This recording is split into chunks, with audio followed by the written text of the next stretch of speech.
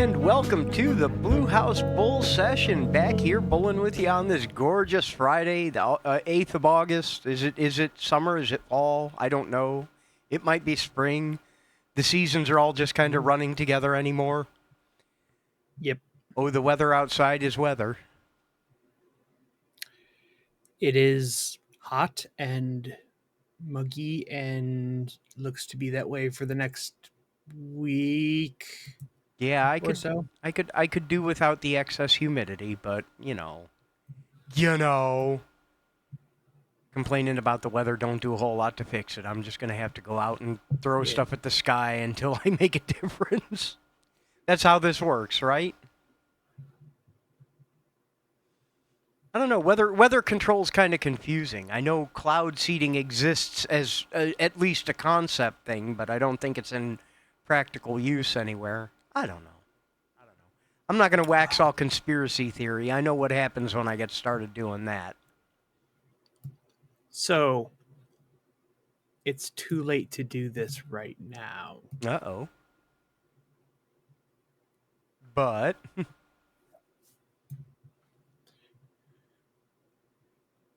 But have you looked in the uh,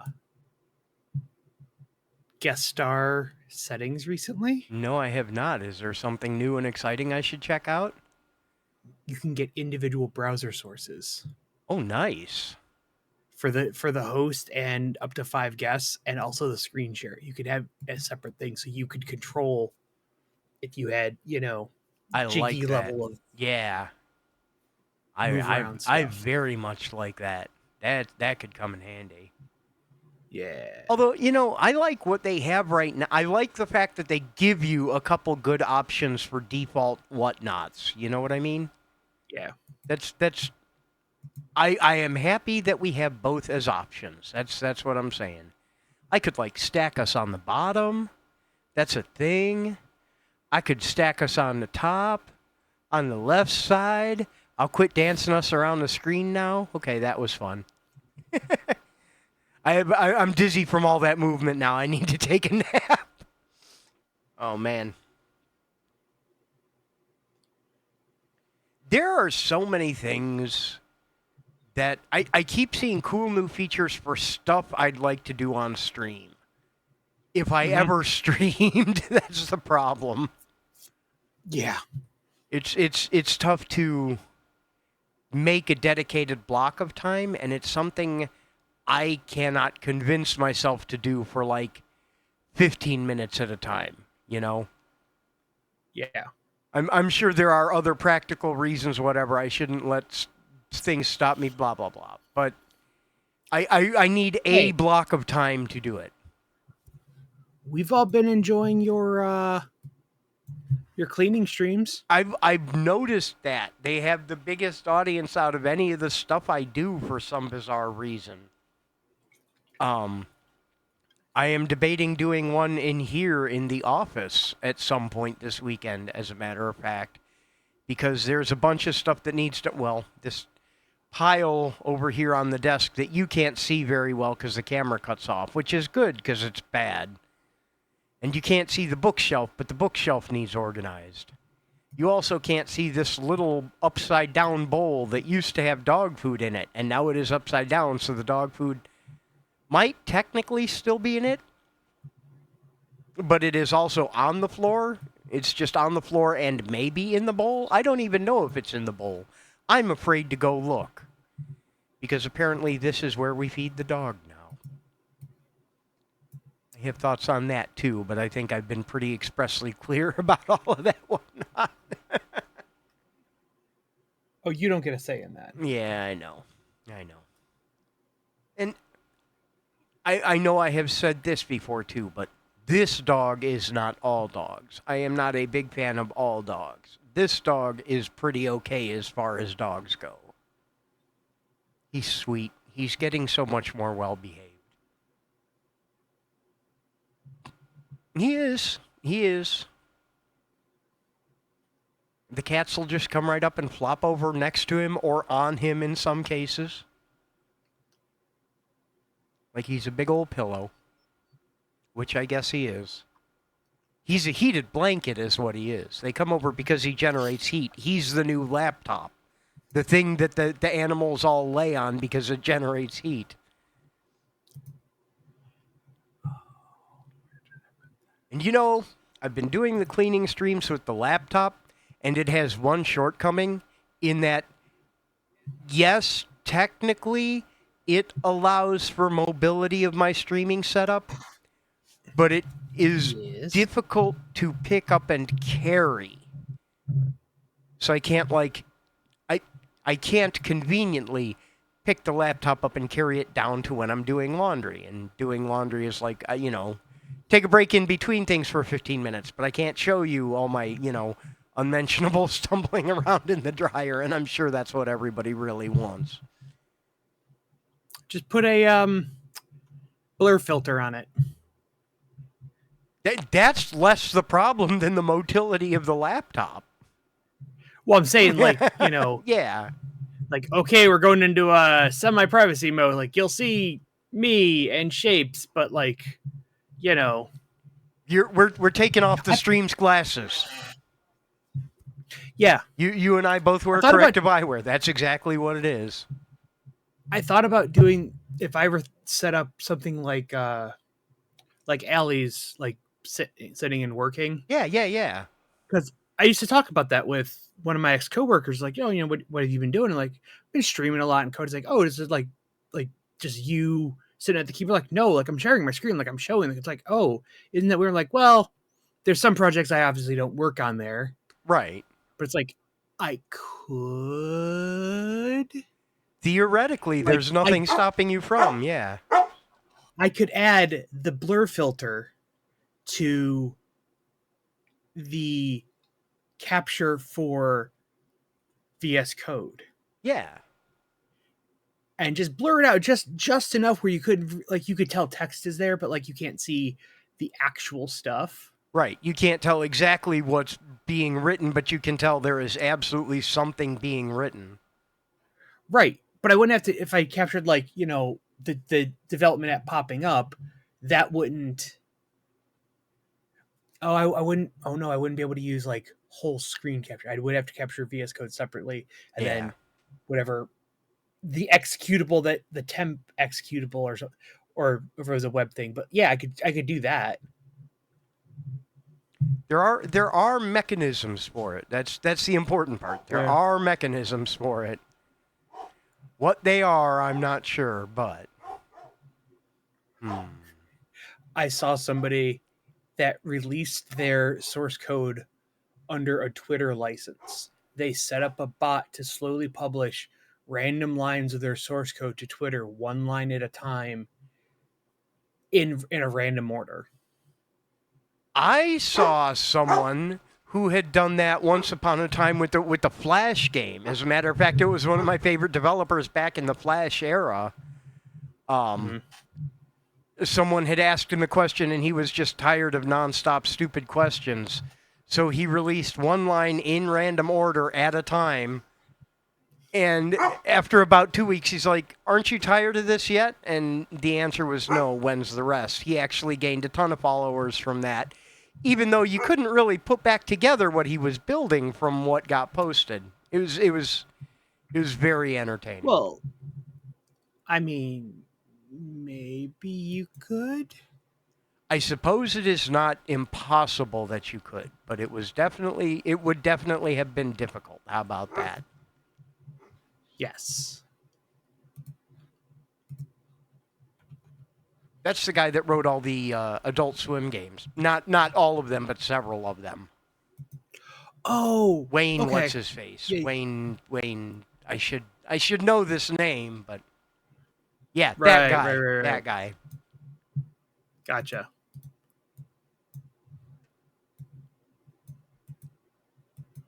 I miss Flash. I'm not gonna lie. I know I've said that a whole lot over the course of the past decade and a half. I miss Flash. I miss the convenience it gave me to write really dumb stuff really fast. And that's one of the reasons I keep using JavaScript. All that stuff works.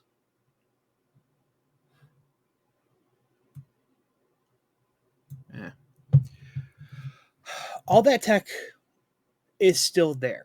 Right. I mean, we proved it. It's all in can. It wasn't directly accessible. Yeah. Mm. It exists in a manner. It exists. It does. Absolutely. Yeah. And yes, we may have lost some of the really pretty wrapper stuff that it gave us, but eh, you know. Yeah. And since ActionScript is effectively ECMA script anyway, JavaScript absolutely is the next best. So, because it is. That is what it is. It is what it is. Yes. You know what I'm saying. The script knows where it is by knowing where it isn't. Resurrecting the old memes. That missile video, and also what's the with the missiles? End of the world? Yeah, that one. Yeah. But I am lay tired. Well, fires and missiles. Have a nap and then fires and missiles. I don't even remember them now. Hello, child. Hello. Gonads and strife. Yes. And don't forget hamburgers and woot beer while you're at it. Dude, coworker, intern, technically, Yeah. has never had root beer.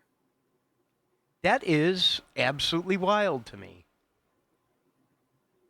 I believe it, but it is still wild. Also, we're like one of the few places in the world where it's a thing because everywhere else they say it tastes like medicine. I think they just have different root beer. I think they just have different medicine. But that's just me. Don't listen to me. I don't know what the heck I'm talking about. I'll be the first to admit that. I have no idea what's going on.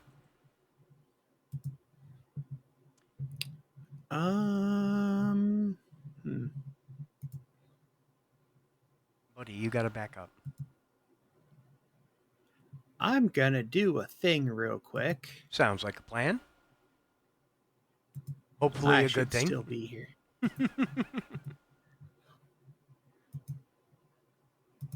Yeah, somewhere across the multiple layers of lines, the network connection is being a little wonky. It's probably partly on my end too. I don't know. No, it's probably on mine. I'm in a little bit of a weird setup right now. Fair. Fair and very understandable. And also, like, well, here, this will explain. My setup's a little hot patched right now. Yeah. Yeah. I had to reassemble a computer to do some stuff. I am literally on something akin to a card. It's technically a nice IKEA table, but I'm basically on a card table right now. Yeah. You are facing the other direction. If you ever watched any of my build streams Yeah. that had the side camera, Yeah. you're now facing the other direction. Oh, wild. That you're on the brown wall. Yeah. No, The table with all the monitors. Yeah, you're on that table. Nice. So, yeah, I thought I was going to be able to do it. I thought the stuff I was going to be able to do, I was going to be able to do from my laptops. And then I realized no, because I had made some promises to do some stuff at Eve with somebody. Yeah. And I'm like, I can't do this on the MacBook. I can get in enough to like change my research and, start my jobs and maybe do a 1 or 2 dailies, but not do anything reactive enough. Yeah. And an upper bound to what you were able to accomplish with all of that. Yeah. Yeah. No, I get it. But progress is progressing. I'm going to get another truck tomorrow and we got the desk out. That was the important thing. Yeah. our good friend Hefe came over and we hefted that tank of a desk out of this basement. That beast, that absolute unit of a desk. Yeah. It took two of us, two, I wouldn't say strapping, but pretty well versed in moving large, heavy objects, adult males, to lift half of this desk. Yeah. And then I got to the storage place before he did, and I got it down out of the truck and up and upstairs. I came down and got the other one down without him. And he's like, how'd you do? I'm like, gravity. Getting it out of the truck is easy. It's a very controlled Yeah. physics and gravity. I can get things down. It's getting them up 2 flights of stairs is just, Right. Falling slowly, I can manage. Rising is the yeah. challenge. Oh, I don't know if the camera will even pick it up. I You know what shirt I'm wearing. I know what shirt he's wearing. He's wearing the shirt that lists the colors from Joseph's coat. You know, red and yellow and green and brown and scarlet and black and ochre and peach and ruby and olive and violet and fawn and lilac and gold and chocolate and mauve and cream and crimson and silver and rose and azure and lemon and russet and gray and purple and white and pink and orange and blue. Yeah, what he said. I didn't realize this was the shirt I grabbed. I got in the habit of laying out my clothes the night before. Yeah. So when I wake up in the morning and panic, I can just like get up, go into the bathroom, get in the shower, get out of the bathroom, and just like literally go out the door. Yeah. Right? Like wallet and keys and shoes are by the door. Clothes are in the bathroom. I just one path, never backtrack out to the car. And I grabbed what I thought was a regular gray shirt because I have a couple champion gray shirts. Plain shirts, yeah. Didn't realize it. Grabbed one out. Yep, that's the right size. Threw it in the pile. Get driving down the road and I go to like brush something off. I'm like, oh, that's what shirt I'm wearing. All right. Hey, it works though. I got stopped 3 times. Somebody's like, is that what I think it is? And I'm like, yes. And the fact that you asked means you know what it is. And yes, it is. He's like, where'd you get? Like, a friend of mine had it made because it was a funny joke. And I was dumb enough to buy it because I like the joke. I can get you the link to get to him. You know, they are still available. If I still had access to like a Cricut or something, yeah, I would make a t-shirt add-on of like the bit.ly URL and just like put it on the back or something. That would be the way to do it. Boy, howdy, that would be the way to do it. Uh-oh. You gotta wait, buddy. You gotta wait. He doesn't want to wait. Too bad. He's been very good today. Dino's been very, very good today through all the meetings and stuff that I had and all of that. So I can't really fault him. I know. He's just, you know how he be. You know how he be. Mm-hmm. But, what was I going to say? Oh, look what else I did. Ooh, what else did you do? Oh, hey. I had to stand for it still. You have a stand for your microphone. Nice. No, I have the stand that it comes with. Yeah. Like the original nice same blue. You know, broadcaster, yeah. I need a new mic arm. I do. I have one available. You want to buy a slightly used mic arm? I'll throw in a pop filter. I'm not going to use it for a while. Let me have a look at it and maybe. I think I might want to get a fancy one, and I do not remember how fancy yours is. So, the arm is not all that fancy. If you want it, I will definitely sell / give you the shock mount on it, though. Yeah, that would probably come in handy. That would probably very much come in handy because everything in this house shocks constantly. This house just moves and vibrates. I'll find out from Kodia what arm she got. a fancy mount arm also, Yeah. but it's basically that same type of arm, but it's like, you know, those really fancy windshield wipers that are like encased in it. They've got like the wrap around them, Yeah. so they're not exposed. Her mount arm is like that. It's all encased, and the cables are running inside of it, and it's like nice and stuff. Yeah, I think that's more or less what I would want to do. And I want one that has more than just like 1 degree of freedom too.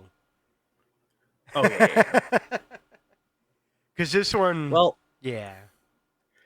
I think definitely what might help is not mounting it to your desk. We can mount it to your wall. You know, you are allowed to put holes in your walls. I can put a block on the wall and mount it to that. That's Yes. basically what I did there. I couldn't find a thing, so I just got a random piece of 2x2, securely bolted that to the wall within an inch of its life, and then clamped that to it as like a piece of desk, basically. There are a handful of things that I really should do that for cuz I have many things clamped to my desk that don't need to be, well, I guess not many, but there are things that should not be clamped to my desk that are. I also just need more desk. I know I've said that a lot, but I need more desk. But I have to rearrange things because maybe I have to rearrange things. I'm not sure. I'm telling you, I like it's worth the trip. Go look at some of the computer desks that IKEA sells now. Yeah. They got that gaming line, and those desks are actually not bad, and they're actually kind of designed to actually functionally have a computer on them. They're not just a generic table. Yeah. And then you can also assemble some other stuff in the shape that you need, especially if you do need you effectively need what I had. You need a 2-part L corner desk Yeah. and make 1 degree your dedicated thing. But that may not work because you need a long space to put your keyboard in front of it. Right. But at the same time, you could get a better designed computer desk for your Mm-hmm. main computer desk there. Yes, absolutely. Absolutely. Like I said, part of my problem is that this desk is so shallow. Shallow. And if I the problem is I don't have a lot of table space for other things. So I tend to eat here. But there's because of the way the monitor mount sits, there's the clamp for the monitor mount, and then Yeah. there's the keyboard, and between the keyboard and me, or between the keyboard and just the edge of the desk, is not enough room for a plate. Yeah. And that is just That- an example of one of the issues I have. that is something I very was aware of when when I had to patch this all together, and I'm like, oh, there's not a whole lot. There was more desk depth than I realized, Yeah. and I'm sitting in front of this glorious 32-inch monitor, and I am very close to it, and it's like, oh, and I can't move it back because of wall and how big that monitor arm actually is, and Yeah. it's like, oh, yeah. I may end up doing the thing I always kept telling. Anytime there was one of those icebreaker questions that always came up. It's like, if you weren't doing what you're currently doing, what would you, in a world with infinite, no scarcity, infinite money, infinite, like, you just do whatever you want. Yeah. Perfect world, just go and do whatever you want, right? What would you do? I would have got really into woodworking. I would have been Ron Swanson. I would have got into making nice, good wooden stuff, and I would make it for nerds Yeah. No, I because can there's absolutely not get that. enough good, well-made, good wooden furniture for computer stuff. Yeah. I want a nice mahogany audio rack. I want a desk with proper cable routing. I want my desk, but with more holes in it. Yeah.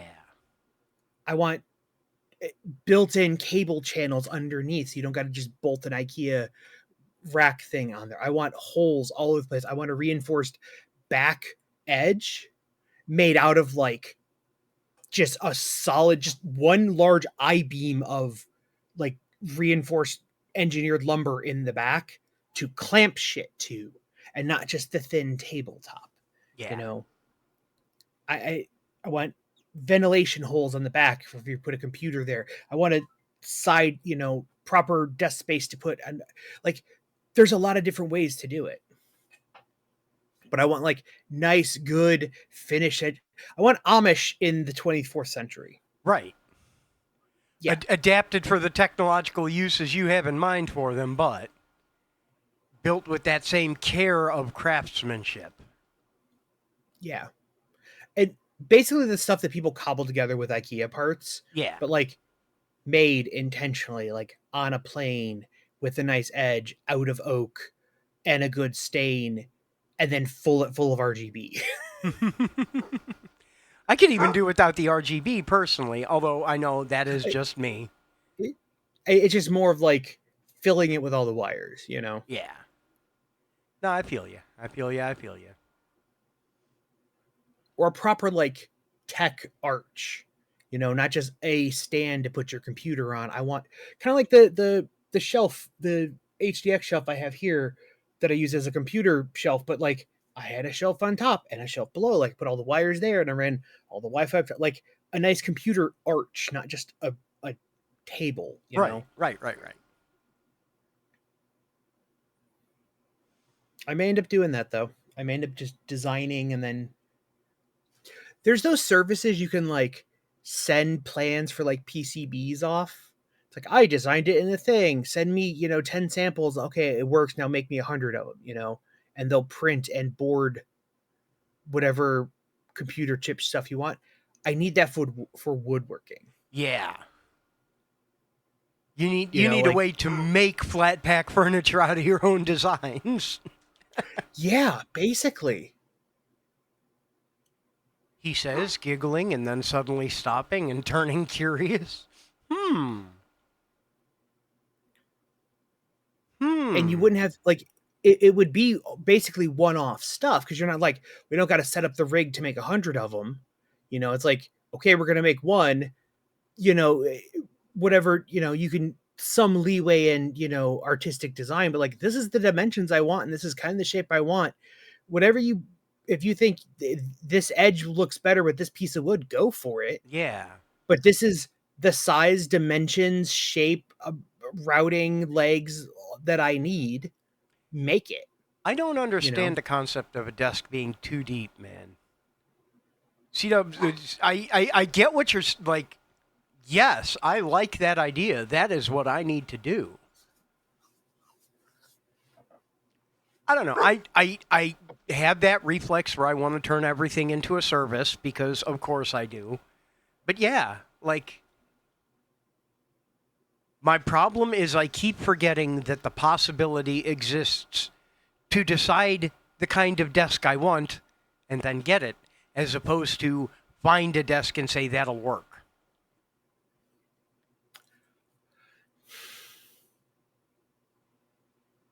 Like that just ceases to exist in my head as an option. I think people have the same thing about software. Yes. Yes. We look at the world and says, I need a thing that does this. And we know you can go and do it. And now in the age of AI, you can probably just, describe it into existence and get it good enough. Yeah. I mean, and even without, vibe coding, just kind of, how many things have you made recently like, oh, I want this to exist, and oops, you had it in a weekend? Many. Your spiraling game. An alarming amount. Yeah. Right. But you think like, not, you thought, oh, I need this game, I'm going to go and make it. Right. And now it exists. Other people are like, let me go search the infinite plethora of shareware or free websites to find this thing. It's the maker mentality versus it is out there, where do I find it? Yeah. Oh. Hi, Dino. I love you too, buddy. Hi. Hello. Howdy. I think he's trying to tell me something. If I didn't know better. I love the way he like lays on you. Yeah. Yeah.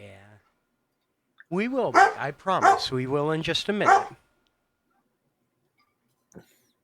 They put my sheets mug in the dishwasher, Uh-oh. and it like scratched the fuck out of it. Oh. But considering it's the retro one, it now looks like it's a million years Yeah. old. Okay, there is that to be said for it. See, someone else misses Flash games. I was just yelling about AS3 was the pinnacle of game creation. It really was. Yeah. I have strong How much feelings money on did that. you make off of Panda Bowling? Less than 1,000, but approaching that. Yeah. Yeah. Man, I miss that. I miss that ecosystem. I wish I could kick like the knowledge I have now back to that guy then, because I'd have made bank. Having been through what I've been through now, if I was back in that situation with the understanding, oh man. Ah, oh well. I guess all I can do is move forward and take the knowledge I've got now and hope I can turn it into money. Yeah. It would be easier if I could get myself to focus a little bit better on one individual project at a time, but that's never been my strong suit. You know, they have a fix for that for you to be able to focus on one thing at a time. What, I should take a whole bunch of focus in? Or any at all.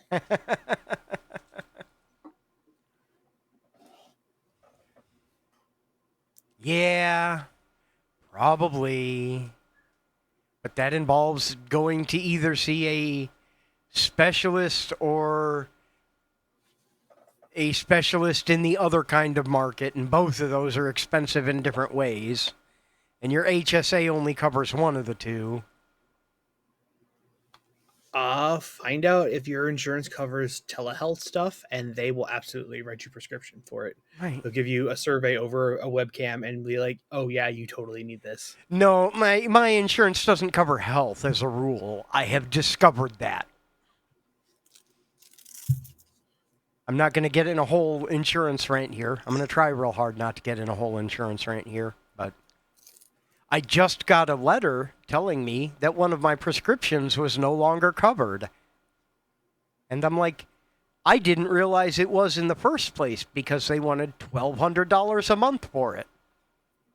That was the covered price. If that was the covered, what the hell? I haven't had it since January because of that. Like, how much worse do you... I just said I wasn't going to get in this rant. I'm not going to get in this rant. We're good. I'm good. I'm Hey. I'm calm. No. I'm collected. No.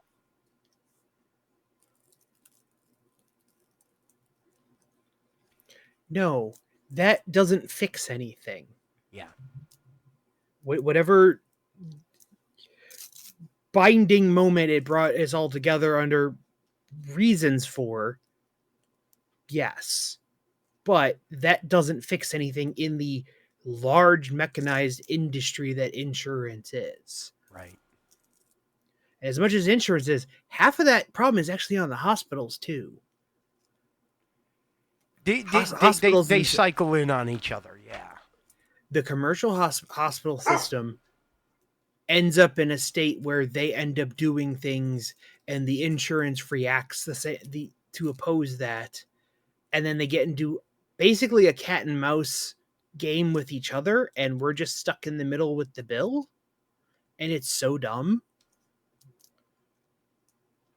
It's one of the very few businesses, and this is frustrating to me, it's one of the very few businesses where it is literally impossible to know the cost of a service until after it's occurred.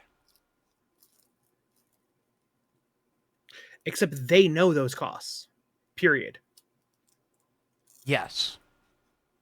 Yeah. Just you as a consumer have no access to that. Okay. The thing, the stereotypical joke about $40 for an aspirin, What that actually is not the $40 for the aspirin. They might be upcharging you $1 for it.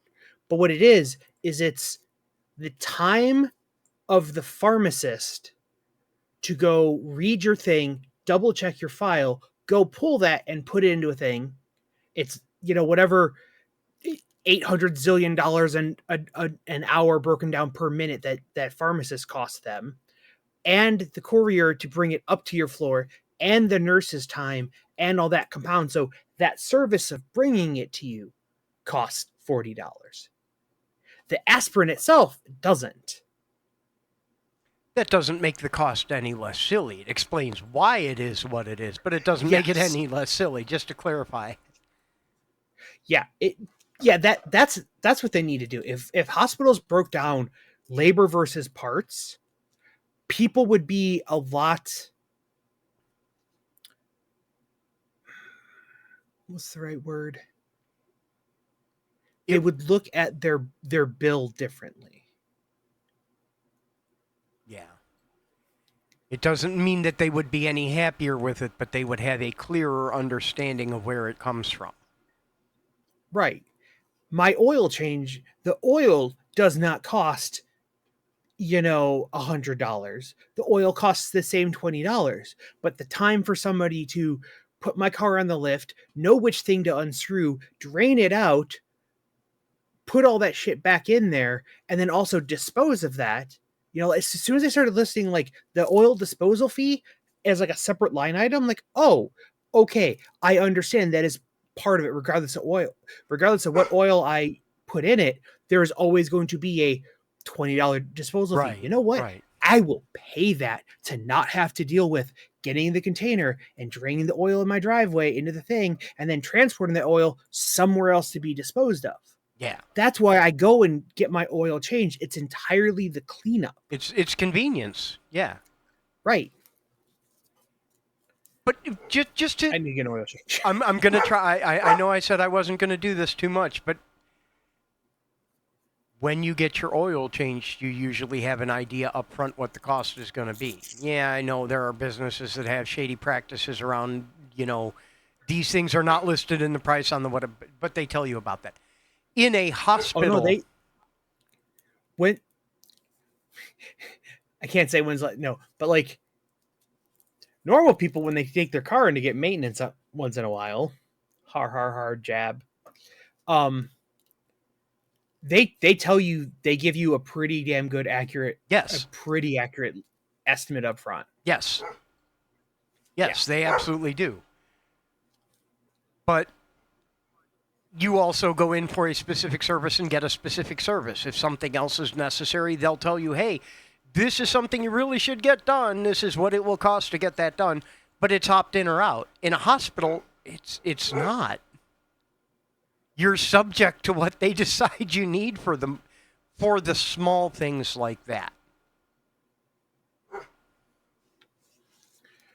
Oh. The system is a mess. We can come to an agreement on that. Stop. Mm-hmm. And then there's the whole your eyes and your mouth are not part of your body. That part bothers me too. Wait, what? Well, your vision insurance is separate from your health insurance, as is your dental insurance. Huh. Your eyes and your teeth are luxuries. Yeah, exactly. Huh. I never really stopped to think about that before, have you? But they are. Yeah. Well, what's really messed up about that is I knew this. I found this out later, but I never knew this. If you're diabetic, you're actually eligible for additional teeth things through your dental insurance. Like you get like normally you get like 1 or 2 teeth cleanings a year or whatever. If you have diabetes because of the extra risk of like gum disease and other stuff because of that, you are usually eligible for like 3 or 4 cleanings a year. And I'm like, if that's not part of the health insurance, why the fuck does that? Interesting. I don't know if my plan has that. I should go look. Check if you have dental insurance, go check to see if there's like other provisions for that. And the same with vision insurance too, because of you maybe Yeah. if you have, I know they do this with type 1 diabetics, and I don't know if they do it too because of the changes in blood sugar can affect your Yeah. eyes and Yep. your eye focus. They tell you like, hey, you may want to get two sets of glasses at like high blood sugar versus low blood sugar because your vision's going to be rapidly different. And the the people last time I got my glasses, this is like, are you diabetic? And have you checked your sugar today? Is it like normal? Is this like you're normal, or is it like are you high, like Yeah. or low, or whatever? Because it will. We're going to set your prescription to this. Is this what you want? Yeah. And I'm like, oh, I never considered that. Yeah, maybe that's why some days just like my just my eyes hurt or whatever. I'm just like some days I walk around I don't have my glasses on because my eyes are like different. It's like, oh, that's probably why. Sure does. Makes a big difference. Makes a big difference. And I know they said like depending on some things you may be eligible for a second set of lenses to be covered.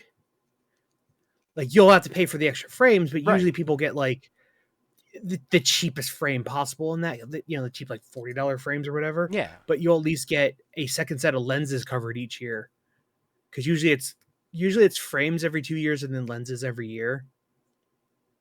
Um, like you may be eligible for another set like sooner than that too. I actually need to So look into I need to go get my prescription updated because I am definitely well past overdue.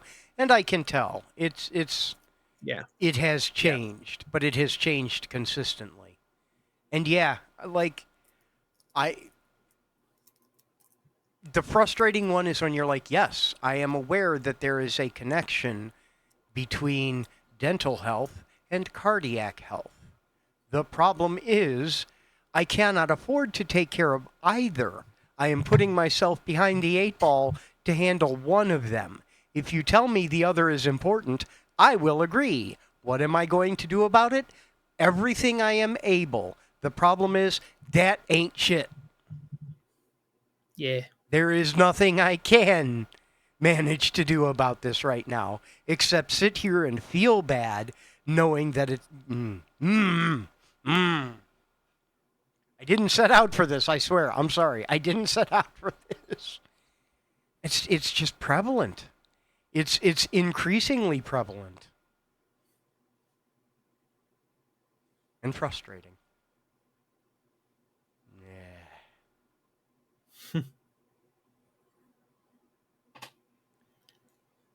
So much for that no insurance rant.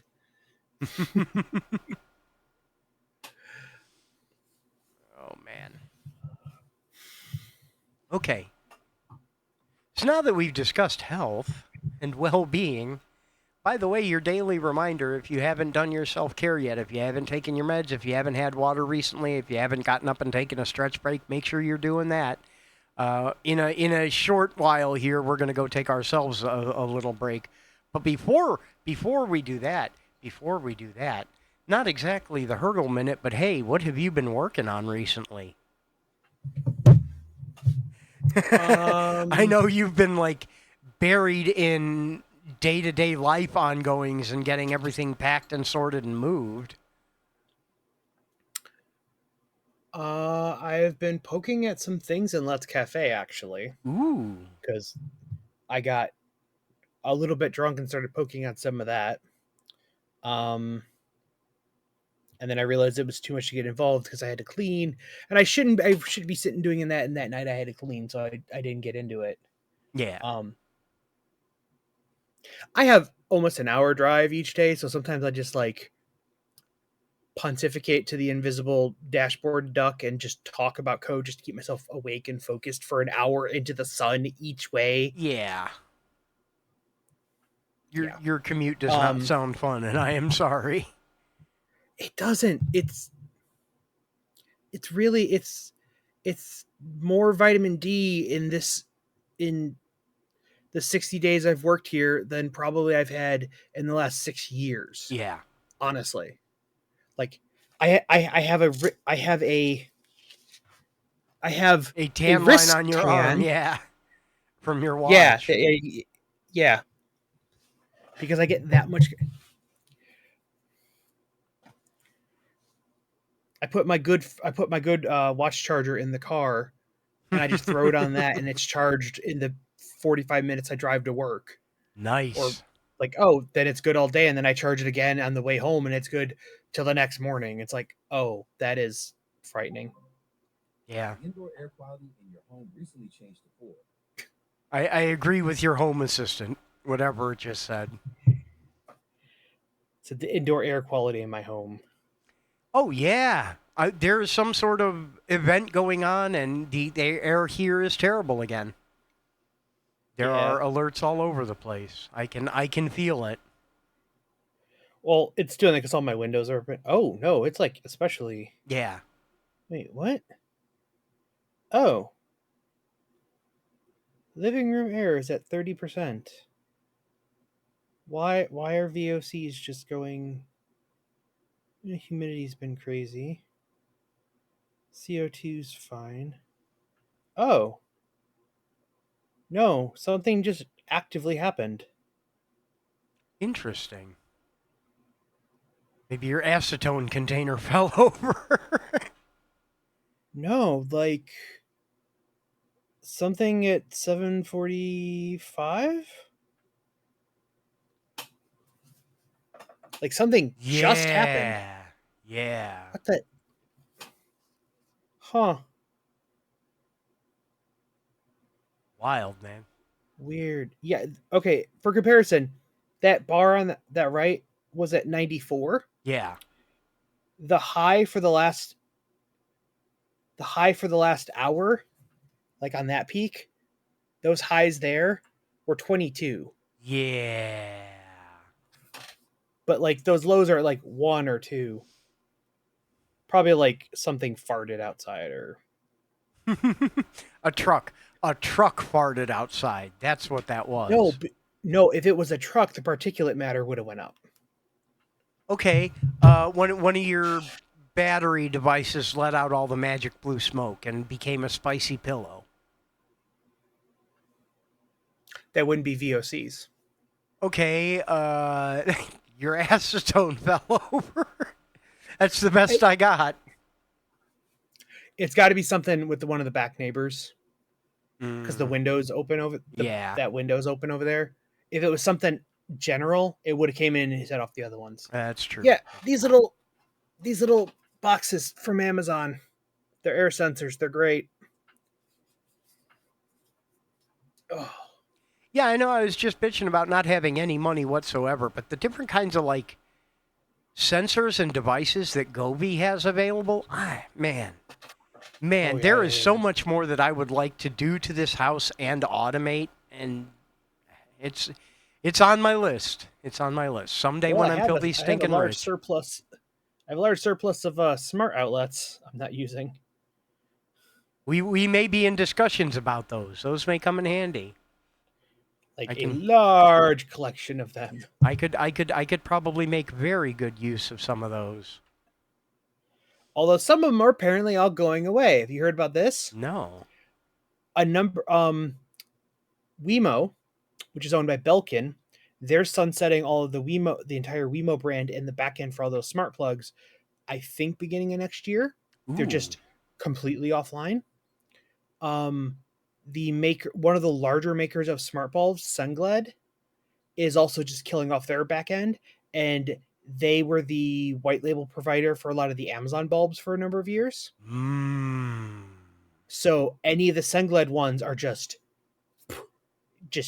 going to be junk. Lord, that's frustrating. And another one of the providers is doing it too. No, it's because part of it is because of impending tariffs. Right. So just getting all that stuff outside electronics into the US is going to just be way too cost prohibitive. So they're like, fuck it. And so they're like, let's just shut everything down, get out of the business and go do something else. Um, or the back end, maintaining the security on the back end for those, especially with new GDPR laws and privacy, and like if they get breached, and then all the data collection, and they have access into your homes and that whole nightmare. Yeah. And so they're just like, no. It, I think the golden age of IoT is like dying. yeah. I don't want to say it's unjustified because it does make perfect sense given your explanation. But from the consumer side, that doesn't make it any less frustrating. Also, welcome. Things been going great. I'm not complaining about insurance and every device in my house stopping working all at once. Things are good. Things are good. I think we're going to see a rise of kind of like how there was a, I mean, it never really went away, but there was a big rise of people like going towards like self-hosted NASs and, like Yeah, it's going to be a lot of that. the Drobo era, basically, when that, that really started taking off, is just like, oh, RAID is actually like a commercial product now. You can just buy it and be done. I think we're going to start to see pre-made something bigger than something a little bit, basically like a Raspberry Pi in a box, Yeah. little microcomputer, but basically just like an Arduino or Raspberry Pi or something bolted to the back of like a cheap LED panel to be a Home Assistant device. That's all it does. It is a Home Assistant server and a micro front end, so you can manage it on a touch screen on an LED panel, and that's all it does. It's not a general Docker thing. It's not a NAS. All it is a touch screen that can be turned off separately, and a high availability Home Assistant server as like a separate, like two Arduinos on the back. They're cheap enough, but one is the server, it's on the network, and the other one just has a local USB connection to it, and it just powers the screen, and you can turn it off, but it doesn't. The Home Assistant server isn't running, the front end. So, web server and an application server, for lack of better terminology. Yes. Yes. This way of like, oh, the screen's being funky, turn it off. Yeah. Yeah. No, yeah. Physical copies. But all of that pre-made in a box with Home Assistant, just like, here's my Home Assistant hub. Like Google tries to do that. Google has their Google, I don't know, Nest Home Hub thing, but for Home Assistant, but that pre-made in a physical Docker container. Just like, here is this thing on a physical device ready to go. Yeah. I think I would buy the fuck out of that. Yeah. Here's hoping, man. Here's hoping. I don't want to set it up. I can maintain it. I apply updates. I'll keep it alive. I don't want to go through the hassle of buying the stuff, configuring it, and setting it up. It's like, I just want to buy. I want to buy my way into the middle of this process. Yeah.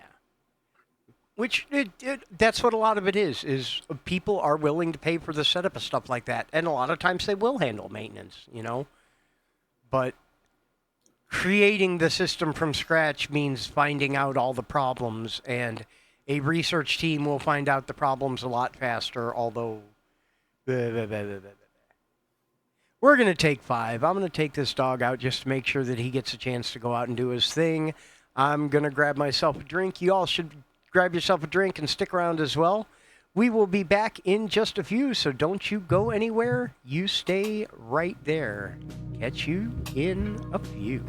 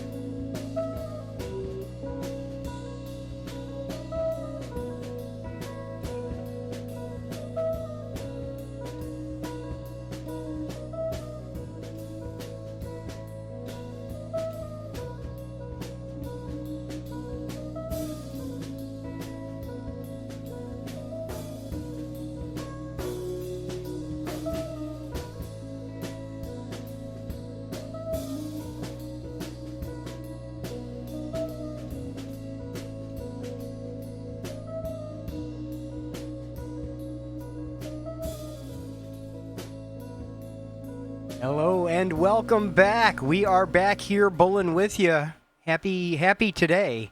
Friday, right? It's Friday. Yep. Got to get down on Friday. Got to have my bowl. Got to have cereal. That's such a weird slant rhyme. I'm not trying to crap on the song too much, but that's just such a weird slant rhyme with that one.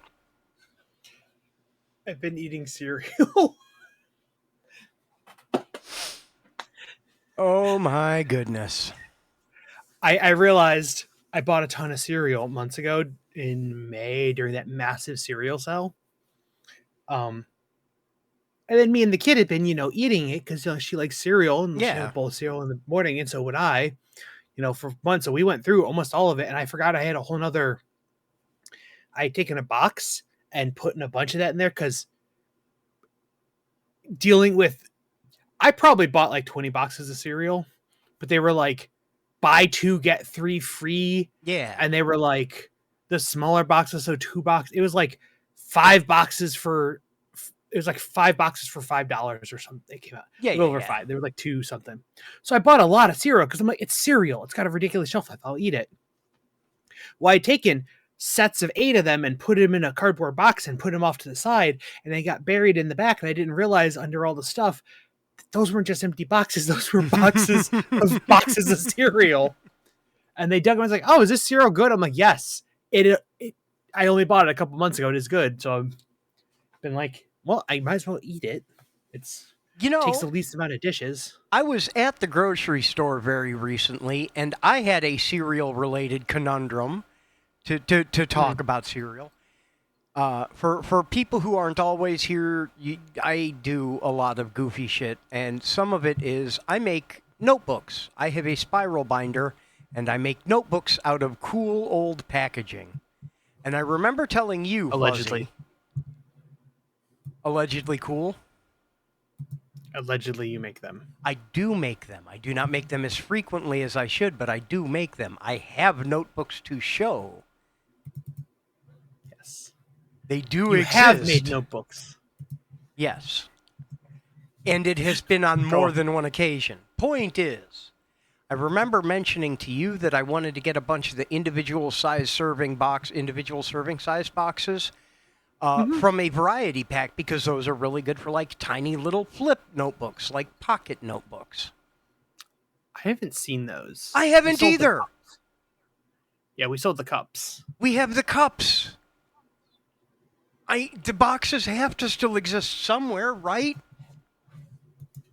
I know they did exist. I had one in my hands recently. At Zeldathon, we had the boxes and not the cups. I want to go look and see where they have the boxes so I know where to shop. But yeah, I want the boxes so I can make notebooks out of them eventually. Maybe that's what we'll do this weekend. Y'all want to make notebooks this weekend? Let me know in chat. Ha ha ha. Hey, chat, am I cooked? But yeah, we had the cups.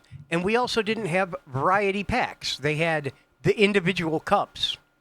Or you could buy a whole box of cereal. I want the variety packs of boxes, though, Because I would like to eat more cereal, too. And I have a hard time picking what kind I want. Yes, let me go look at this link that just showed up in my inbox here. Yes, this is what I want. This is what I want. Walmart has them. Okay, Walmart has them. I will keep that in mind. The dear sweet darling roommate has said that she may be going to Costco, so I should probably also look and see what Costco has available. And make sure I'm very particular about what I put on the shopping list and indicate, hey, if they have this specific type of thing, here are the 2 reasons I want it. If it doesn't fulfill both of those, don't get it.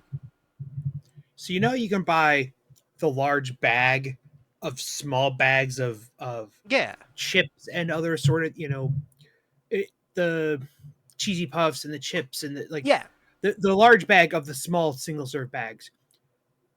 They had a bag of bags of cereal. It was cereal for snacking. but it was in the same like, you know, chips or cheesy proofs or whatever, just bags. But it was just like Frosted Flakes and but it was like Cheerios and other things that were hand Yeah. eaty, but they were in like just plastic foil bags. And I'm like, are they just leaning into like people just eat cereal dry as a snack? So we might as well just give them small portions of it. Yes, yes, they are. And that's a beautiful thing because I would like to do that. You know why? Yeah. Because it means I don't have to find room in my too small refrigerator for milk. Grumble, grumble, groan, groan. Dude, get a fridge. With what? I can't fucking afford teeth. And you want me to buy an appliance?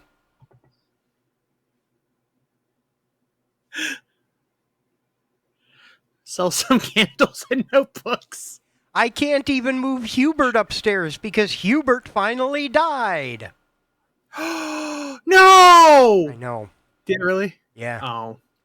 Probably like unmaintained and choked under the dust down there or something. I could very much believe that. Oh, damn. But now I have to. Damn, I was going to help you bring that upstairs. Yeah, it was on my list. Should I bring too. my fridge? Should I bring my fridge with me? Or I was going to leave it here. Maybe. I don't know. It depends on how furnished it. We'll take that offline. We'll discuss that after stand up.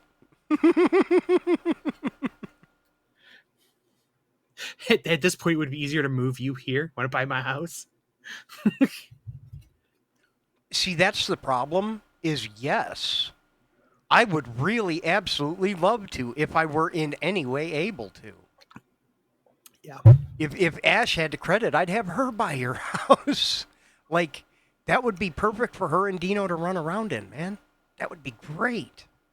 If the market wasn't so crazy and I thought I was going to get a stupid amount of money, I would absolutely sell you guys this house Yeah. at like a reasonable amount just to get you as much as it would mean giving up that house, Yeah. like getting you into a better house, and then I could continue to stay here, you know, where my stuff and things are, and basically give you guys the whole upstairs.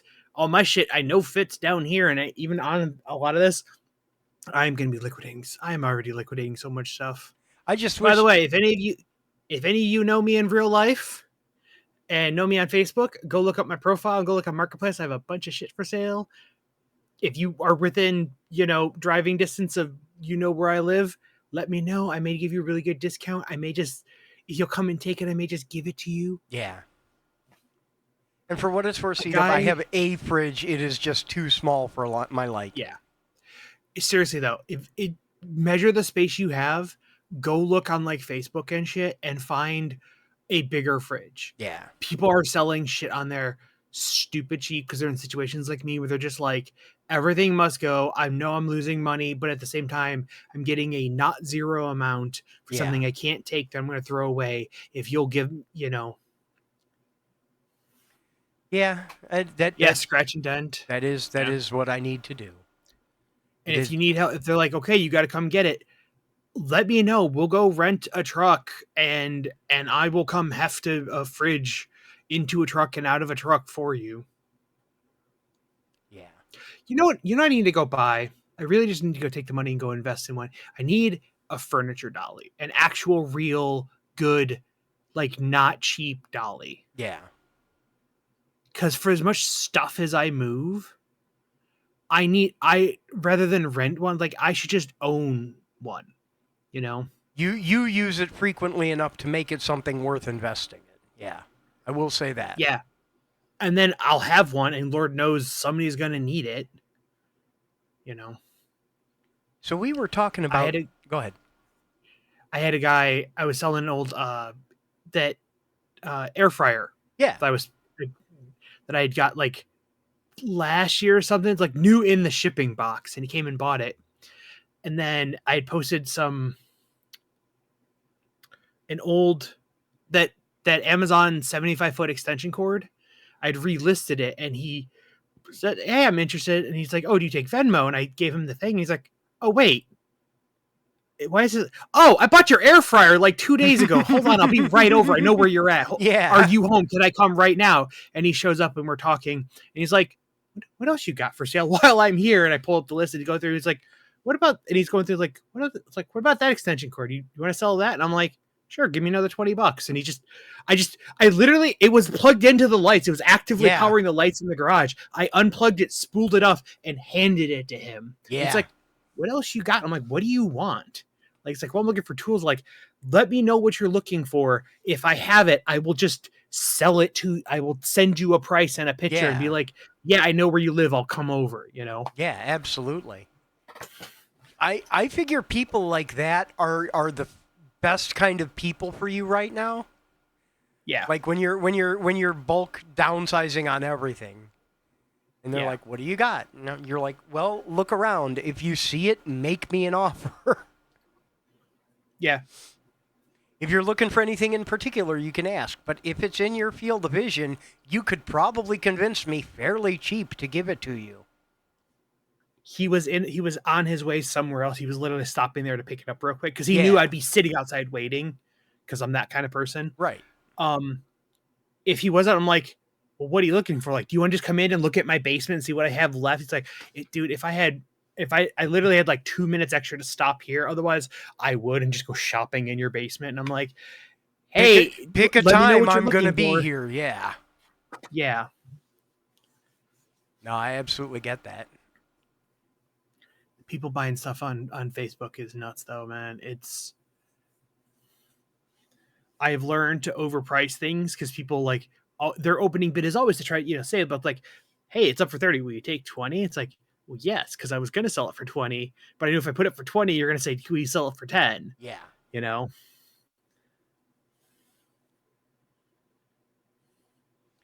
Found a Yeah. whole ass IKEA drawer shelf thing. Dude, ChatGPT can cast Identify. No fooling. I took a picture of a random, I held a shelf vertically, like a shelf, and I'm like, Identify. And it's like, oh, based on this, like, it's probably is it an IKEA thing? It's probably this. Within like one question, it identified exactly what it was. And it's like, yeah, it's probably worth about, I'm like, it's like, hey, Bess, any other questions? Are you trying to sell this? Should I go ahead and write you a Facebook Marketplace thing? By the way, this is discontinued. You might get a little bit more for it. And just like, dude, this is just casting Identify on mundane objects. That's what it is. We have the Identify spell. An IKEA drawer shelf kind of thing, you say? Yeah. Is it already gone? No. What do you want for it? I don't know. We'll talk, but I may take that off your hands. Yeah, I'm considering listing some of the instruments I've got because I have too many instruments, musical implements, which I feel bad because there are a lot of them. Okay, that's not true. There's a lot of them I feel guilty parting with, but I do not particularly want to keep them. But I do not know a good way to sell them, especially since some of them I'm sure have more information that would change their value Point is, Facebook Marketplace still intimidates me because it involves way too much peopling and I'm an idiot. You can avoid a lot of the peopling with like porch pickup type things. Get them to like prepay. Like, look, if you're willing to prepay, I will set it out on the porch. Like I'm going to be in meetings and stuff, but like you can come and pick it up. Like tell me when you're coming, I'll put it up so we don't have to like actually interact. Yeah. And people are okay with that. Some people like I want to, if they want to pay cash, right, they want to hand it to somebody. Right. But yeah, no. Maybe I'll put that on my list for this weekend too. We'll clean in here and we'll start putting stuff up on Facebook Marketplace or wherever. I'll offer it to stream first. Take a nice, good picture, the first shot, so it'll be on the listing. Yeah. Find a tape measure. Take like, well, if they're guitars or something, people, it's guitar size. It doesn't matter. But like, if you're selling any like actual object, take pictures of the tape measure. Put it in the description too, but some people like they don't want to read, or depending on how it formats on their phone, Yeah. they may not see that. Yeah. But like if they're flipping through the pictures and you should like, oh, it's a 48-inch shelf, and I have a picture of me with the end of the tape measure pointing at 48, you're like, oh, I know how big it is. Yeah. Yeah. That'd be a smart way to do it. And then there's some old video game stuff. Some of it I want to keep because I collect, and some of it I absolutely just want to go away and would appreciate some money for. You know what I mean? Yeah, I haven't even gotten into any of that stuff. Like there's a number of the Switch games that I've collected that I'm probably going to sell. Yeah. Just because I've never played them and I don't really have that much of an interest in playing them anymore. Yeah. Maybe some of my old vintage like Super Nintendo, not Nintendo, like old Game Boy stuff. Like there's a market for some of that. Yeah. I just have to do the right research. I don't want to just like fire sale that out. I need to like take time. That's the stuff I've been talking. Like Right. I just need to take it out of here. I can go through it later. I can go every weekend to the storage unit, unpack a box and sit and index and put a new listing of 10 Facebook things up. Yeah. And be like, they're like, when can I pick it up? Like, you can pick it up next Saturday. Meet me at this storage unit, Yeah. and I will dig it out and bring it down to you. You know, a lot of those Funko Pops I'm going to be selling too, because some of them are worth stupid amounts of money for no good reason. Yeah. Yeah. You know, a lot of the older ones that I have from the early days, you know, it's a scarcity thing, and people are legitimate collectors of any particular IP, and they're like, I have a gold C3PO, like a different gold C3PO. Yeah. Trust me. But like I have a bunch of limited edition ones that are like from this or from that like or not chases, but like alternate versions that like don't exist anymore. Yeah. Yeah. Teen Titans, Cyborg, they had Toys R Us had a limited edition versions of all of them that were like these crazy rainbow, bright pink, alternate, like crazy versions that they only sold at Toys R Us. Mm-hmm. And I have a couple of those. So it's like, yeah, I'll get more than face value, and they'll go to somebody that they're not sitting in a box. Even You know? even if they are there, they'll go to somebody who genuinely wants to have them. That cares to have them. If that makes, yeah. Like I enjoyed it. I collected it. I had it on a shelf. It was nice to look at. I had a nice collection of weird. I collected a lot of robot like ones. Yeah. Understandably so. Yeah. I don't know. There's a lot of stuff. Yeah. Facebook, you could probably sell a lot of stuff. I really should be doing that. I really, really should be doing that. Uh-oh. Uh-oh. I just got a message on...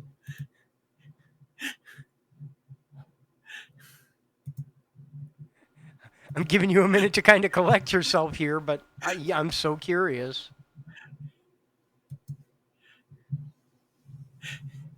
Yes, BJ, you can have that. I will bring this Monday. Oh, wonderful. That makes me so happy. Yeah. That makes me so happy.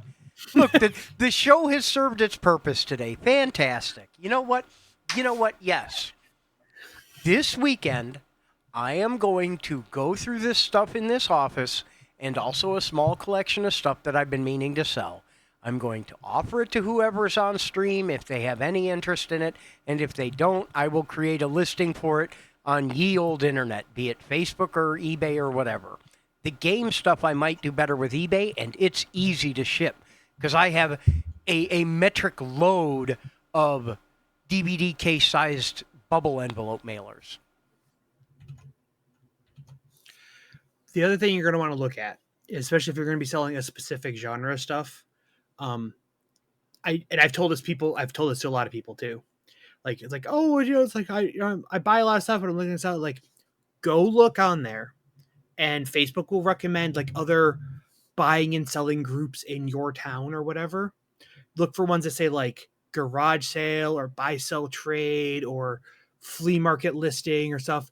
They're like subgroups where people will like post stuff, and it's meant for people in your local area. Yeah. This way you don't get people like, hey, I'm gonna come by this. Like, oh, it'll be like I'll be there in a couple hours. I'm coming from like Columbus. It's like, dude, no. It's a $20 shelf. Unless you really need that specific thing, set your target lower, set your search radius lower. Buy shit that's like under a half-hour drive. Seriously. Yes, but if they do want that particular one, I don't necessarily want to dissuade them. I get what you're saying. I get what you're saying. Right. But what I was going to tell you is if you're going to be selling, like, look for ones that are like music related in your area. Yeah. Because there may be, a music fan group thing that buy, sell, trade, music or music related equipment that, you may sell it. People will tend to sell like at a slightly lower prices on those, but like shit will sell fast because they know you're buying it to other. It's not going to sit there and go unlisted. It's going to be like other musicians like, yes, I need a guitar. Mine just broke, or I want another one. They will jump on, specific genre of stuff a lot quicker. Yeah.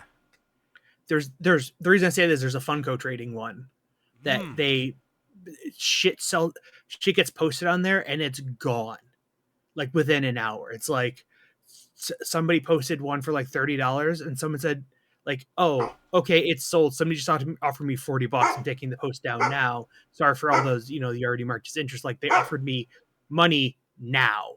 So it's like, oh, okay, that's good to know when I go to get into that. But yeah, I have a bunch of game stuff and I have a bunch of musical instrument stuff I want to go through. And I really, I have mixed feelings on starting my Etsy store back up, but I'm really thinking about it. I wish Etsy didn't like have gone to shit with all their practices. Yeah, that's my thing is it's still the most viable platform for me. It's just gotten so much worse. Have you looked into like eBay storefront thing? Like sell as, not, auction? Because that's what a lot of the stuff on eBay is, just like flat sale price shit now. I have not, but I probably should. It's kind of up that same trail of, I don't know how bad it is, and it may be. I know somebody mentioned that's where they moved stuff to, is they just sell it on eBay through a storefront. The biggest one for me, and this is going to sound so stupid, is that Etsy is really good about making sure your shipping is covered. They handle all the legwork for that. You say the item is this big and it weighs this much, and they handle charging for posting and printing the label and all of that. You hit a button and it spits out a label you throw on your box. Huh. So you don't, because they would know the buyer's address and shit, and they just print it to the label for you, basically. Yeah. And then that also means they've got complete platform integration for, someone checking to see if and when their thing shipped and all of that whatnot. Right. If I could set up any other storefront and have that handled for me without it being an upfront exorbitant cost for a subscription service, like it exists as a service. You can pay to get that for your storefront through Shopify or through whomever. Yeah. I don't want to lay out any money up front because I don't know how much I'm going to sell. I don't even know how much I'm going to have at any given time. Did I go crazy and decide to make a batch of candles or not? Did I find the time to cut up cardboard to make notebooks or not? I don't have a consistent amount of inventory because there's not a consistent amount of money either going in or out from that. That's why I do the craft shows and everything is I have a fixed date. I make a bunch of stuff. I take it with me. I sell a bunch of stuff. I come home with whatever's left. And that's what goes up on Etsy. Is it's whatever I overmade for the craft show. It's not your main hustle. You're not right. is there a word for making a large amount of handmade things, not mass producing?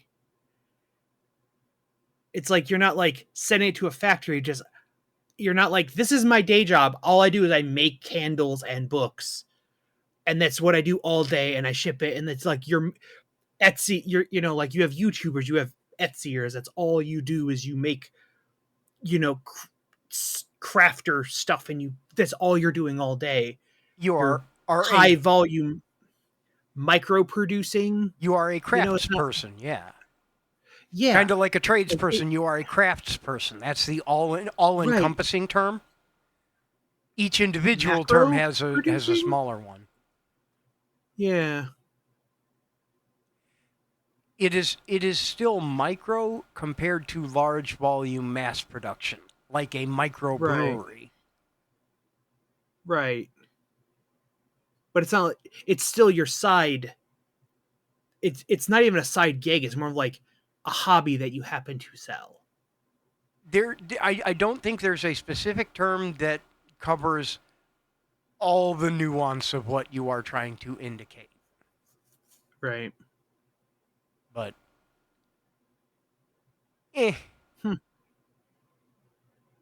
yes, in addition to the many, many other things I am a chandler.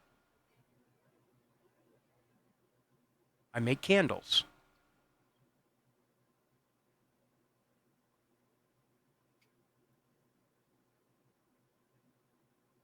Okay, a cooper makes barrels, right? Yes, but I know why that is, because of word things. A chandler makes candles. That's where the name comes from, is it was a work name for the person who made candles. Huh. Today I learned, huh? Yeah. Yeah. Or a smith, or a wright, or a ton of Right. names are derived from professions, and there is one for a person who makes candles. Candlestick maker? Chandler. The butcher and the baker and the chandler. It doesn't. No, because the candlestick was the holder. So it would have been a smith. The butcher, the baker, and the smith. Which still does not fit the meter, but Holy shit! it would be more accurate.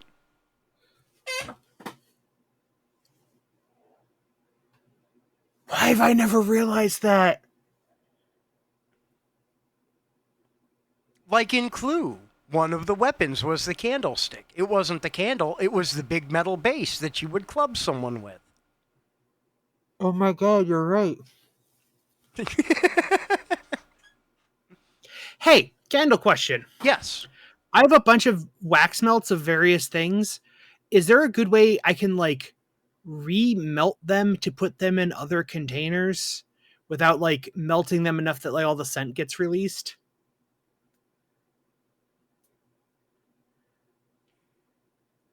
I think it depends on what kind of container you're trying to put it into.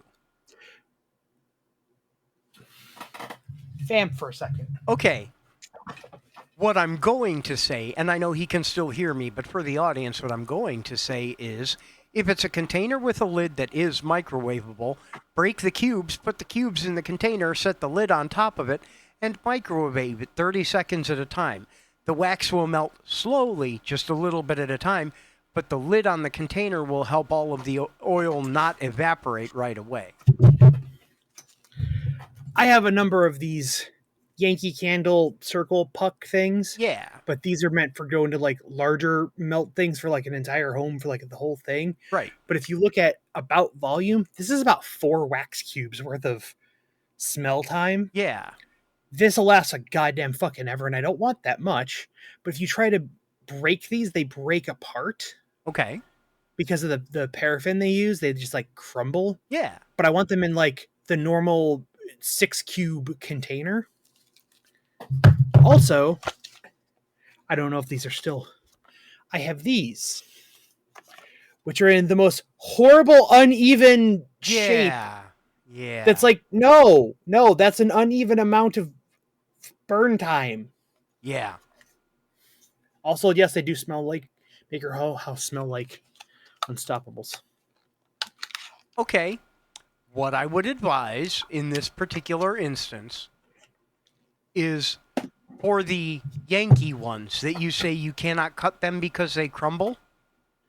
Yeah. Lean into that fact. Cut one into very, very tiny pieces. Make a set of granules out of it. Scoop Okay. them into your 6-block clamshell container and microwave Yeah. it 30 seconds at a time. The smaller area will encourage them to melt quickly. Once Yeah. they are melted, you can cool them pretty quickly by putting the bottom of the container in a shallow thing of cold water or ice water and close the container.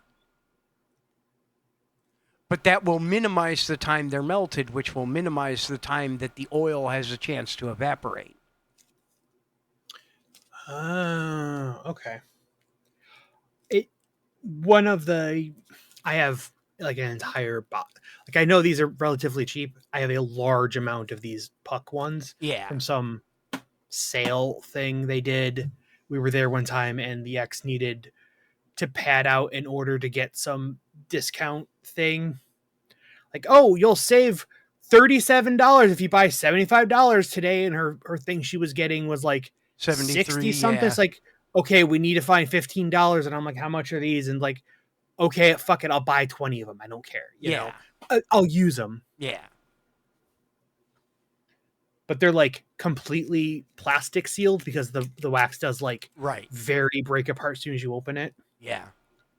So No, hammer them. Freeze them, hammer them so that they shatter in the package. Open the package into a clamshell. Yeah, they crumble very easily. Yeah.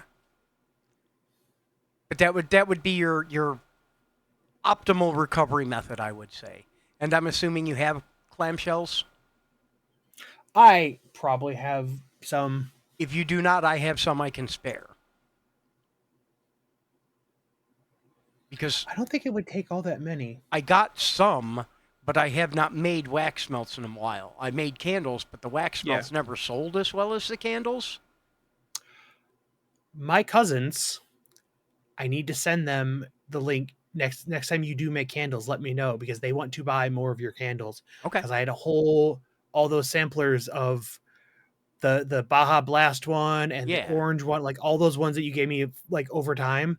I had them all sitting there on the counter and they cleaned and they all finally got accumulated into one area. They're like, why do you have so many candles? And I'm like, my friend Jason makes candles. These are from his shop. And she's like, oh, these smell amazing. I'm like, do you want them? Take them. Yeah. I cannot in good faith resell them. They were samples from the manufacturer. To be fair, you can. I am formally granting you permission to do so, but yes, I get,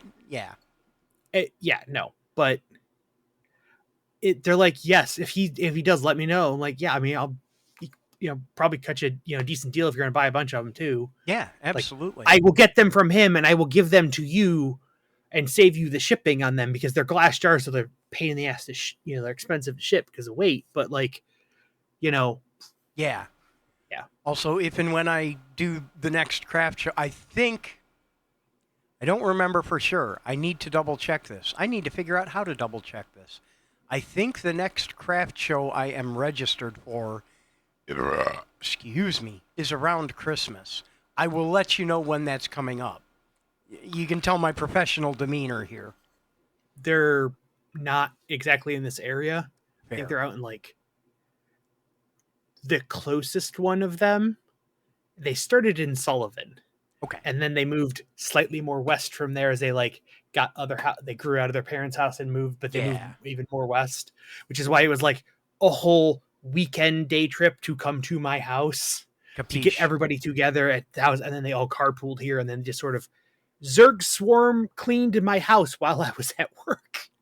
Understand. Like, we're here. And I'm like, okay, open my garage. There's people in my house without me cleaning and moving everything I own. I'm not having a panic attack at work.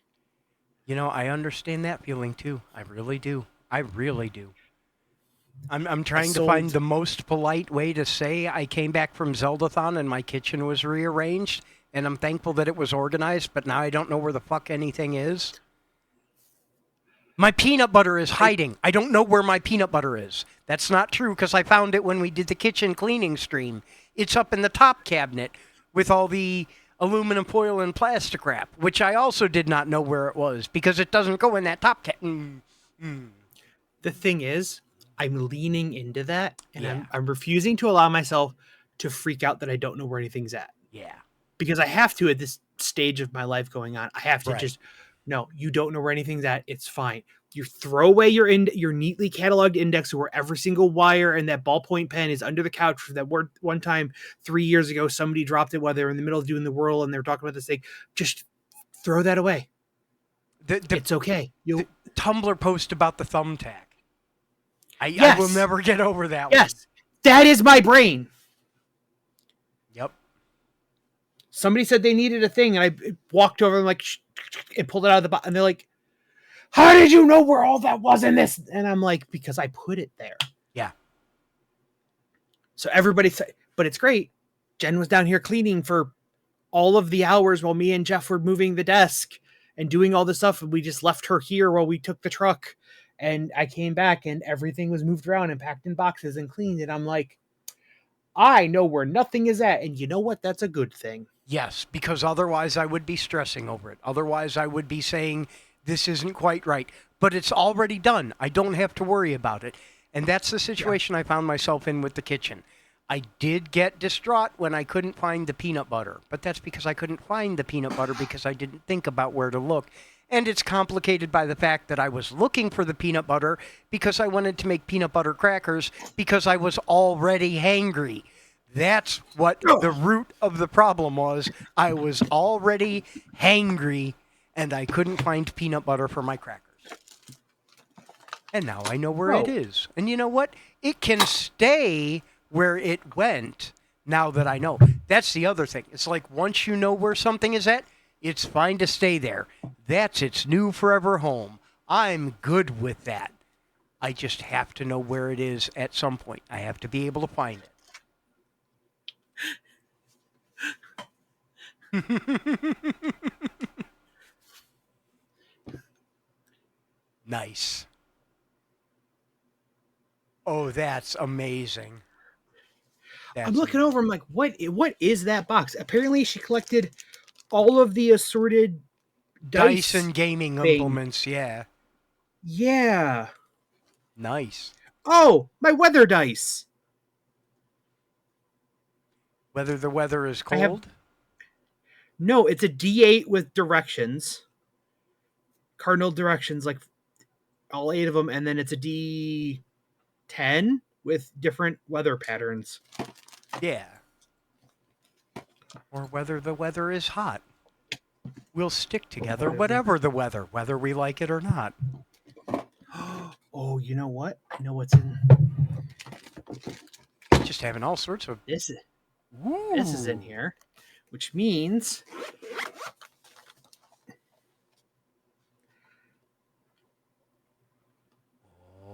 can you make out?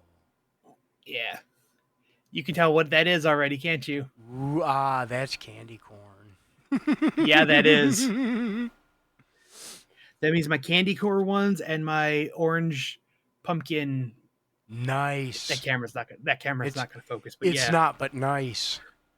I'll take a picture and put it in the Discord. Please. You should join the Discord. It's about that time. You should absolutely join the Discord. I can type the command here. That'll make it pop up. If you're not there, come hang out with us. Come see what kind of goofy stuff we get up to. Once we get what's her face's stuff sorted out, she'll be back there too. But that's a whole different discussion for a whole different day. We'll worry about that later. We won't worry about that right now. The point is that giving up that sense of control can absolutely be a good thing because it enables people to help you better. And you know what? I wouldn't mind if someone wanted to do that for me. I'm at that point. I just cannot afford to hire someone to do it for me, and there's no one that I would not feel overly guilty asking to help with that. So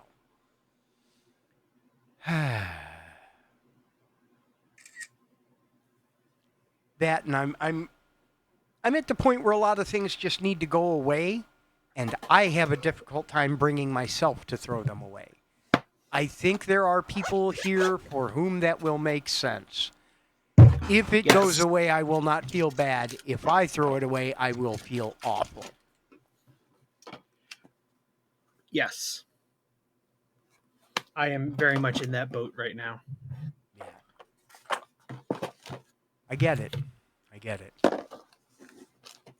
But that's also why, as I've been selling things, and people are like, "Hey, will you take 20? Like, I know you had this up for 30. Will you take 20 now that I'm here?" I'm like, "Yes, because you're here finally," and not somebody like, "Hey, is this available?" I'm like, if you show up, there's a chance if I'm in the right mood, I will give you the goddamn thing. Right. Just You know? I need it gone. I just need a commitment from you that you will take it. I I have feel a it. dice with the number 144 on it. How many sides does it have? 12.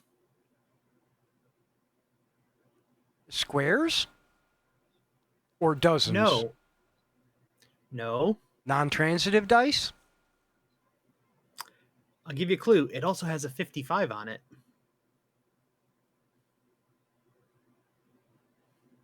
It has a 1 and a 1 and a 2 Fibonacci Three. dice. and a 5. Fibonacci Yes, dice.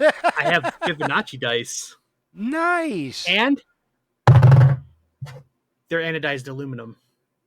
I could tell. Your microphone told me rather distinctly. Thump it a bump thump. Boy howdy. And that's why I've been carefully not touching the desk, because Yeah. the microphone is sitting on the desk on the mount and not on a shock mount. So I've been very carefully not doing stuff on the computer as much as possible. I understand that. I understand that. So yes, I will put candles back on my list for your family then, especially since I just sorted out all my Oh, no. candle supplies. No rush on that. I'm just pointing out that Right. you have fans out there. Should you ever feel like doing that? I will absolutely keep them. Pa- Like I said, I paperclip did your- just. Paperclip your way up. Make some notebooks because you have all the cardboard. Take the notebook money and buy wax and buy candle making supplies to sell the candles. Take the candles to make music buying stuff to sell your old music equipment to replace it. It's the perfect scheme. Yeah. It's the perfect scheme. I love it. Blurg. Although I got to be careful picking up new hobbies. You were asking me earlier about what I was playing. Yeah. What have you been playing? Okay, so Or big making? big shout Technically, outs. that's what I was making. Big shout outs first. I think I did that right. Yeah, I see the right icon. That's the right number. Indy. Friend of the stream, dear friend of mine, absolute beautiful human being whom I adore, hit me up the other day and said, "Hey, I have a little Steam credit and you're always way too nice to me. Can I buy you some cheap games?" And I tried to say no, but it did not work because she is like me. And she bought me Eyes That Hypnotize, which I have been playing a whole lot of. Oh, okay. And she bought me Digzeum, Yes! Oh, which I that is beat. such a great dumb game. I Yes. opened it and I played it until I beat it, and I will be going Yes. back. Digzeum is absolutely fantastic. I love this whole rise of. It's not even retro. I don't know what to call it, but like, they're just like, you know what? We don't need 500 million polygon 3D 240 ray trace shit like to make a good game. Yeah, Nobody cares if your game has, RTX 40, 50, 90, all this shit if the game sucks. right. We also don't need those games that take 12 years and a team of 100 to come out with when like two guys in like a week can like make a game and get it out there and probably make as much money for a lot cheaper. It's like, Activision, take a page out of this. Put shit out. With the big publishers, they're getting better about it, but they're often afraid to take a risk. They want to put out Call of Madden again because they know they'll get $1 jillion for it. Could you imagine if EA put out a fart hotel? That, I am gesticulating with the cigarette so you know I'm serious. That is why Steam is so big. Yeah. Because they take the role of a publisher for people putting out Fart Hotel.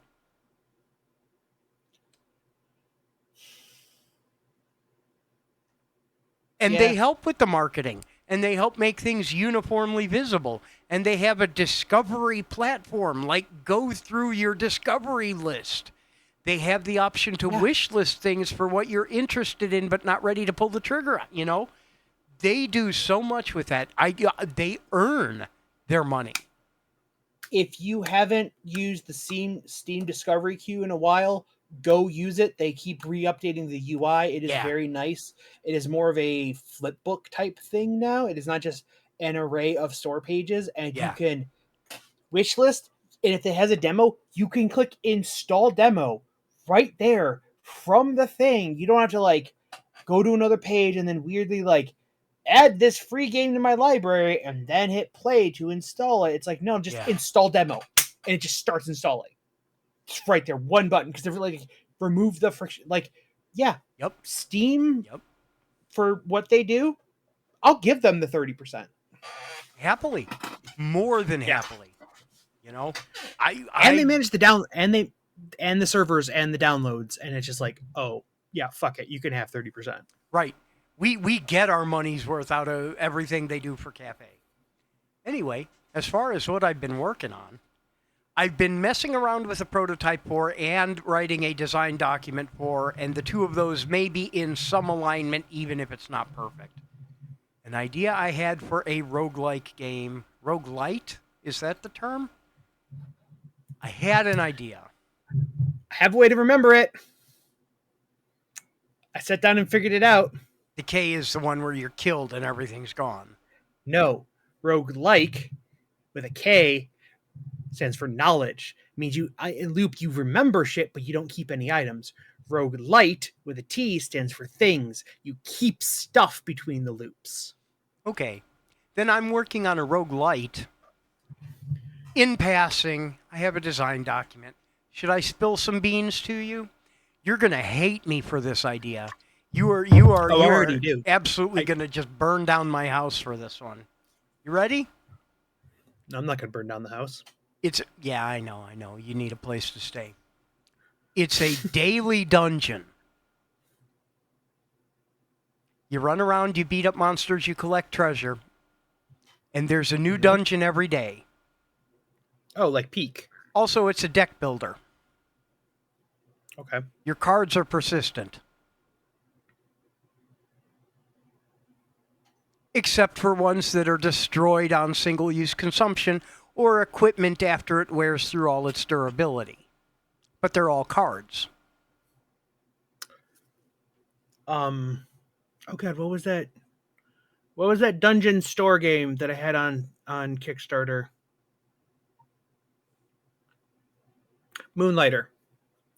Had equipment, you'd get in the dungeon, but there was some of it like you could use it in the dungeon, but it was ephemeral, basically. You could not take it out of the dungeon. Yeah. It when you left, it was no trade. It would not leave the dungeon with you, but you could use it while you were in there. So there was so I like that. See, you started to say the phrase "no trade" in there somewhere. I'm trying to think of what the term. There's a the reverse of bind on pickup. See, that's no bind. That's the thing is outside the dungeon. you can trade cards with other players. There's a whole deck management system. Okay. You acquire cards by either finding items in the dungeon or buying booster packs with your treasure that you acquire, because of course you acquire gold. You're in a dungeon. Yeah. The daily dungeon, the one that is the same for everyone, is the only way to acquire gold and new cards. You can run a practice dungeon at any time if you just want to see how your deck does, and there's no permanent changes to any stat. You're just wandering a dungeon to test out your deck. Or you can duel a person where you both go through a dungeon and everyone antes up a card or whatever as a trade for a reward.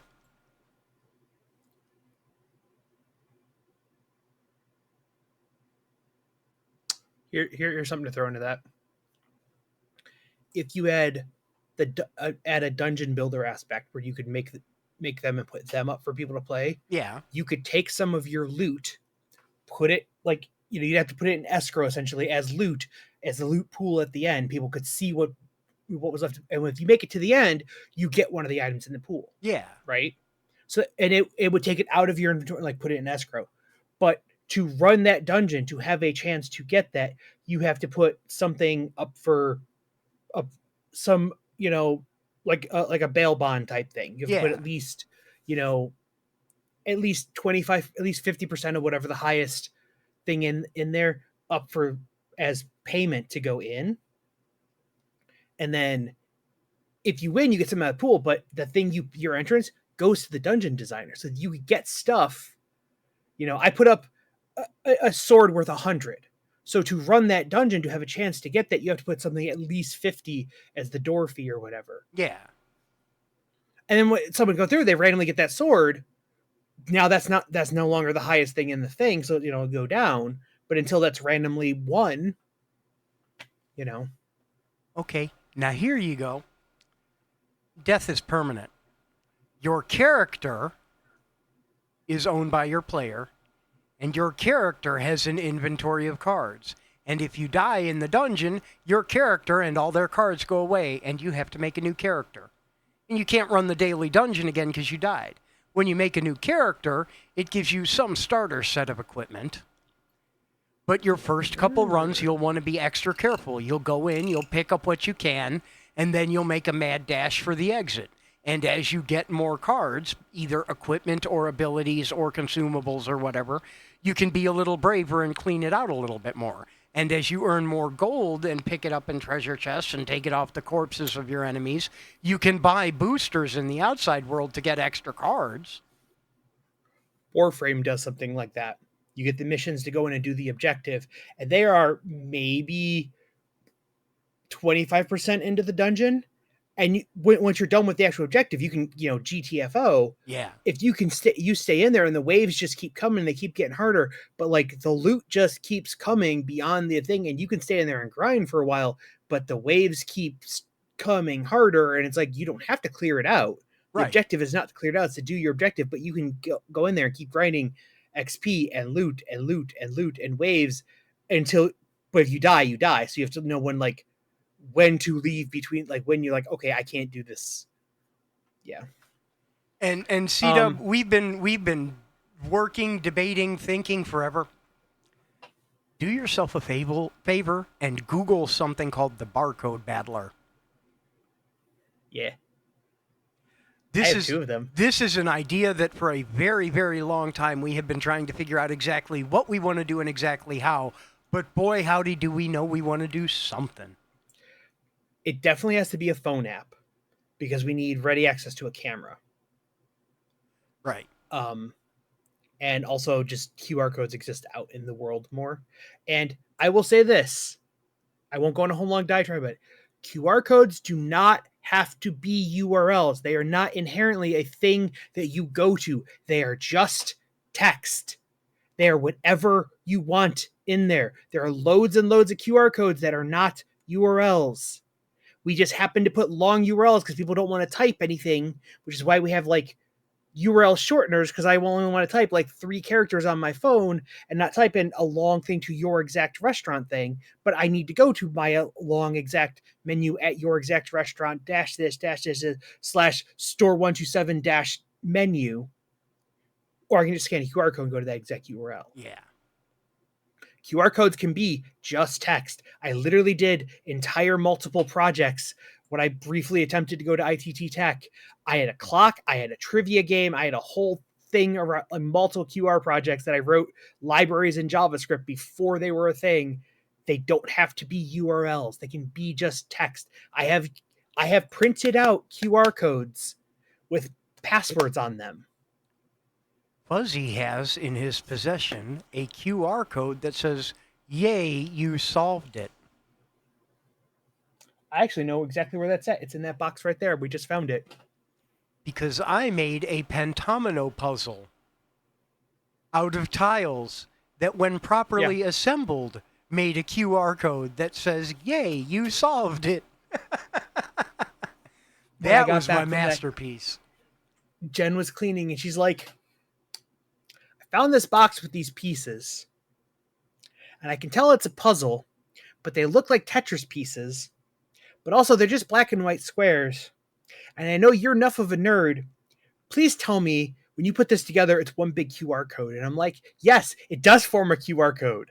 And she's like, what does it say? And it says, you solved it. She's, where did you get that? And I'm like, Jason made it for me. And she's like, I am in no way surprised of any of the sentences that were just said. Let me pat myself on the back for that one. I'm still so proud of that. That was so cool. Yeah. That was so cool. All right. We're about at time, so I think we're probably going to hang it up from here. We want to go crash Jiggy's stream. They're playing something. Yeah. He's playing Peak with friends. Speaking of Peak, he's playing Peak with friends this evening. Peak does a day. The mountain changes every day. That's why I mentioned that. Yeah.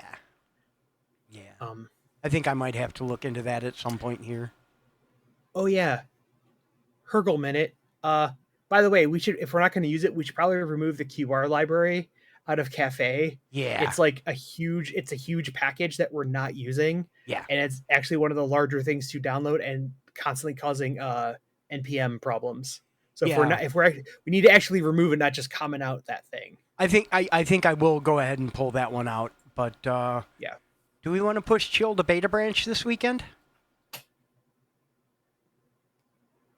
Does it have a workable UI? Yeah. Yeah, go ahead. All right. Keep an eye on the Beta Branch this weekend. We'll push it out to beta so y'all can beat on it.